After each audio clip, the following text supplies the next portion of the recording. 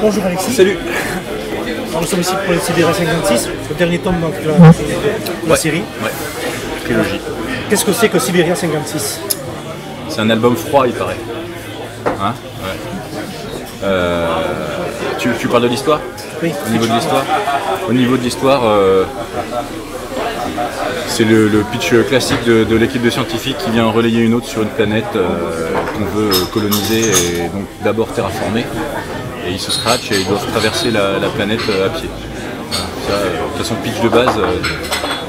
Si on veut de la SF originale, nouveau design, nouveau truc, machin, c'est pas Siberia qu'il faut regarder. Par contre, si on veut se replonger dans les univers qu'on connaît, référencés entre Alien et Dune, c'est là-dedans, quoi. Alors, comment tu t'es trouvé dans ce projet avec Christophe Black? J'ai croisé Christophe, du coup, c'était quoi, ça doit faire 2 ans là maintenant. Je l'ai croisé en festival à Villeneuve-sur-Lot. On a bien rigolé. On est resté en contact après à travers Facebook et les mails et tout ça. On discutait beaucoup de séries télé.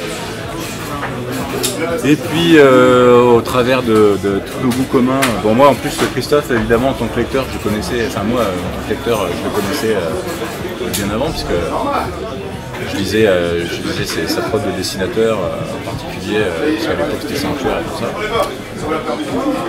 Et donc en plus quand je vois les goûts communs et tout ça, à un moment je me suis dit que je serais bien bête de pas, parce que j'étais dans les projets, je serais bien bête de pas lui demander si ça peut lui plaire, tu vois, qu'on fasse un truc ensemble, et c'est comme ça que c'est arrivé. Du coup il m'a proposé d'abord un projet qui m'a pas du tout plu. Au niveau de l'histoire, tu vois, je me suis pas projeté dedans, j'ai pas senti, donc j'ai dit bah écoute ça c'est pas trop mon truc. Moi à ce moment-là je voulais faire de la fantasy, j'avais pas envie de refaire de science-fiction en fait du tout. Mais Christophe, la fantasy c'est pas sa came en fait, il a fait Ténèbres. Voilà, il me dit j'ai fait ça, c'est bien mais bon j'en ferai pas d'autres parce que je m'éclate pas assez quoi. Donc je dis bah c'est pas grave, après moi j'aime bien quand même la SF. On a continué à discuter et puis là il m'a dit par contre j'ai un truc de SF peut-être qui pourrait, je dis bah écoute fais voir toujours hein. Du coup il m'a envoyé le synopsis de ce truc là et quand je l'ai lu bah, j'ai effectivement tout de suite eu le parfum de tous les trucs fondateurs que moi j'adore et du coup là je me suis dit putain ouais, ça peut vraiment être sympa quoi. Et c'est comme ça qu'on a démarré le projet. Dès que tu as lu le scénario, est-ce que tu avais déjà les images en tête? Comment tu as créé ce monde de Siberia?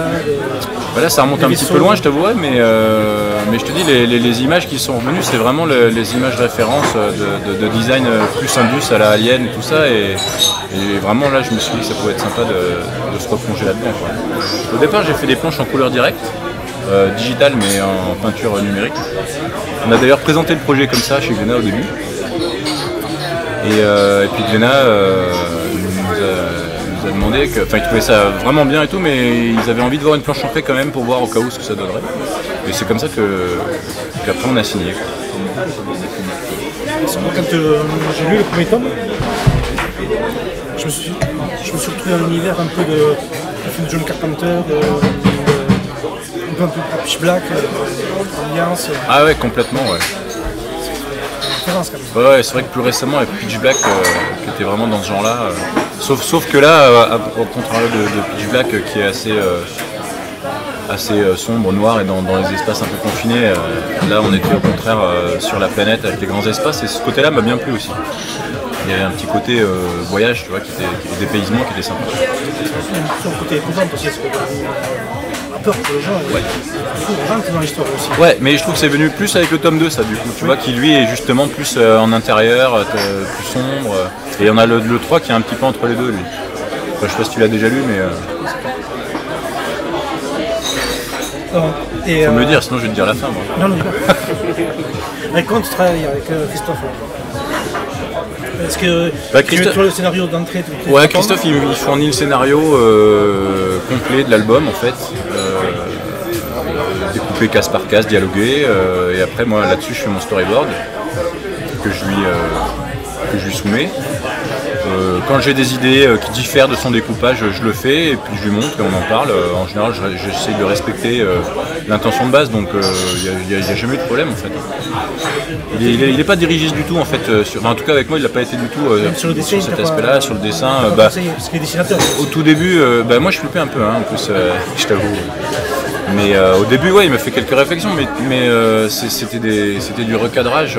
Il a un œil très pointu sur le cadrage pur et sur la perspective. Et là-dessus, du coup, ça m'a permis moi de corriger plein de défauts. Et après une fois que tout ça est rentré dans mon œil, en fait, ça a coulé tranquille. Tu as suivi les autres séries de science-fiction comme Prométhée Alors Prométhée, je les ai pas lus. Enfin, j'en ai lu un, mais du coup, je me suis vu qu'il y a beaucoup de tomes. Je me suis dit qu'il faudrait que je lise vraiment tout. Je crois que j'ai lu le 1, justement. Et maintenant, il y en a, je sais pas combien, 13, je crois, le dernier qui est arrivé là. Du coup, il faudrait que je les chope pour pouvoir lire ça à la suite. Mais j'ai pas lu, il paraît que c'est bien. Il y a aussi, ça ouais. Après, je sais pas, il y a Eternum, je l'ai pris. En plus, Jawen est un copain depuis un petit moment, donc du coup, j'ai regardé. Et puis, j'adore son taf aussi à Jawen.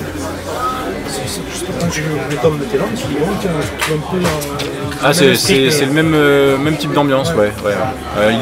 C'est un peu plus coloré, on va dire. Parce que moi, je suis très bleu et gris, on va dire. Mais Jawen, Jawen a plus une palette un peu plus grande, mais. Peut-être qu'il a un univers cohérent parmi les. Ouais, c'est ça. Ouais. Et toi, tu travailles comment traditionnellement sur Silveria, c'est du tout digital, 100%. Ouais.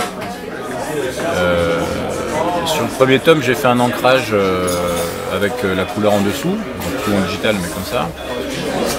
Sur le deuxième tome, il y a eu des séquences de flashback. Du coup, pour bien les démarquer, je les ai fait en une sorte de couleur directe digitale, tu vois, un petit peu peinte. Et du coup, sur le troisième tome, en fait, j'ai tout travaillé comme ça, mais par contre avec des noirs très forts. Qui permettent de ne pas avoir de décalage, tu vois, on a quand même l'impression qu'il y a un ancrage. J'espère juste qu'il n'est pas que les noirs sont pas trop présents, quoi, mais en même temps ça colle tellement bien au type d'ambiance qu'il y a que bon, c'est peut-être pas mal. C'est un petit peu comme dans les scènes ou dans Alien, en fait t'as l'impression de voir la bête mais tu la vois pas, t'es dans le noir, tu sais pas trop ce qui se passe. J'aime bien évoquer plus que montrer. Tu as fait cette expérience pour travailler les ambiances dessinées. Tu avais travaillé aussi sur le Strige, non? La geste des Chevaliers Dragons. La geste des Chevaliers Dragons et la toute première série c'était les Hydres d'Arès. C'était lié au Strige, on peut faire. Ouais. Déjà dans l'univers science-fiction. J'étais déjà dans la science-fiction. Ouais. Par contre, c'était bien différent au niveau de l'histoire, mais j'étais déjà là-dedans. Ouais. Tes prochains projets Là, les projets immédiats, c'est 2 thrillers policiers chez Glénat. Un dans la collection Flesh and Bones, qui est relié à Glénat Comics. Donc c'est du noir et blanc, en 120 pages à peu près, sur un format comics, avec Rémi Guérin au scénario. Une histoire policière originale dans un trip un peu entre à la Seven, qu'on va dire, tu vois, sur ce genre d'ambiance avec du serial killer pur et dur. Et un deuxième thriller policier chez Glénat Comics directement, un truc en couleur avec Brian Buccellato au scénario, qui est un Américain qui bosse pour DC. Et là c'est du thriller policier. Voilà. C'est des références un petit peu balèzes, mais c'est des histoires un petit peu à mi-chemin entre Pulp Fiction et Sin City, je trouve, tu vois, c'est-à-dire il y a le côté destin croisé qu'on retrouve avec plusieurs personnages qui ont chacun leurs histoires, et puis à un moment le puzzle se met en place, tu vois. Par contre, c'est pas aussi noir que Sin City, et il y a un peu moins d'humour, il n'y a pas le côté humour, c'est plus Reservoir Dogs en fait, maintenant que j'en parle, ça me revient, tu vois, c'est-à-dire que c'est un peu ce type d'histoire un petit peu dure comme ça, avec des mecs un petit peu perdus, quoi. D'ailleurs, ça s'appelle Low Life, donc ça porte bien son nom. Tes influences, ça a été le comics, ça? Pardon? Tes influences au niveau comics ou en général? Ouais, moi, tout m'influence. Je suis un jeune auteur, mais je suis un quadra, donc j'ai les références qu'on a pu avoir en tant que lecteur avec Möbius, avec Gruyé, avec tous ces trucs-là. Et sinon, ça va de Fluide Glacial à Strange, quoi. Mes influences, elles passent.